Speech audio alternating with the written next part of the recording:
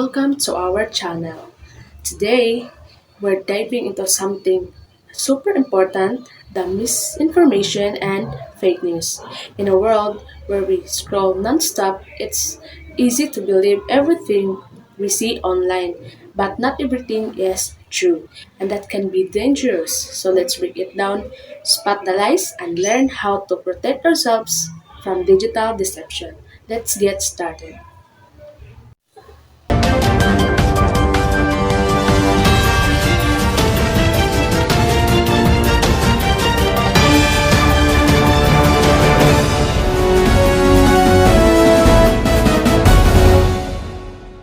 What is misinformation and fake news? When we say misinformation is a false or misleading information, but here's the things, it's usually shared without the intent to harm. It could be someone sharing a wrong fact, not knowing it's incorrect. For example, sharing wrong health tips. Another example is all photos is used as a current event.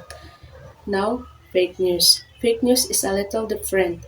It's actually a type of misinformation, but this one is unintentional. Fake news is made up, deceptive content often designed to grab attentions, mislead people, or even manipulate opinion. Some examples of fake news is fake celebrity death, edited photo or videos, fake government announcement, fake job offers, fake health advice, fake school suspension notes, and many more. Good day everyone, welcome to our channels. My topic for today is all about disinformation.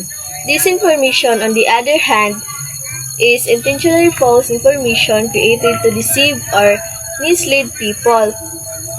For example, disinformation can be spread through various channels, including social media, and can have serious consequences such as misinformation about health or science. So, lack of evidence, there is no credible evidence to support the claim. That's all, thank you. So the rise of digital platforms has made it easier for anyone to share news, making it hard to tell what's true or false.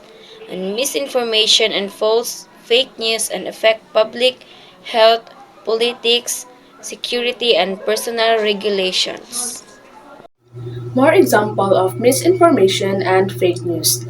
Edited or out of context images or deep fake videos, political propaganda disguised as news. Araw, pag-uusapan natin ang isang impormasyon, topic, bakit nga ba maraming napapakalat na maling informasyon o fake news sa social media. So tara, simulan na natin. So, first is to get attention or followers. No? Unang dahilan kung gusto lang talaga nilang attention. Yung tipong mag-post ng chismis o shocking news, tapos maraming nagko-comment at nagla-like. No? Ang ending, sikat sila kahit fake yung balita. No? So the second is to manipulate public opinion or spread propaganda. So, yung iba may hidden agenda, no? Gamit ang fake news para baguhin ang pananaw ng tao, lalo na sa politika, parang propaganda ba? Para manalo o mapasama ang isang tao o grupo. So, the third is lack of digital literacy or awareness. So, yung iba, hindi naman sadya, kulang lang talaga sa kaalaman kung paano mag-check ng sources. Kaya pag may nakita silang post na parang totoo, share agad kahit hindi nila sinusuri or sinuri. And then the fourth is to earn money from clicks. So, alam nyo ba, may kumikita sa fake news. Bawat click sa post, may bayad yan kahit ginawa nilang catchy ang title para marami mag-click kahit na misleading o wala namang katotohanan. Then the last is as a joke or prank without realizing the harm. No? Iniisip ang epekto at syempre may mga taong trip lang talaga. Ginagawa nilang joke o meme pero hindi nila iniisip na maepekto ito sa ibang tao, lalo na kung seryoso ang issue. So yun. So, kaya mga kabro, tandaan at huwag basta-basta maniniwala sa lahat ng nababasa online. I-verify muna bago i-share. no? Kung nakatulong sa iyo ang vlog na to, huwag kalimutang i-like and share and mag-subscribe para updated ko sa next natin usapan. Ako mas pala si Rinan at kita-kits sa susunod na video.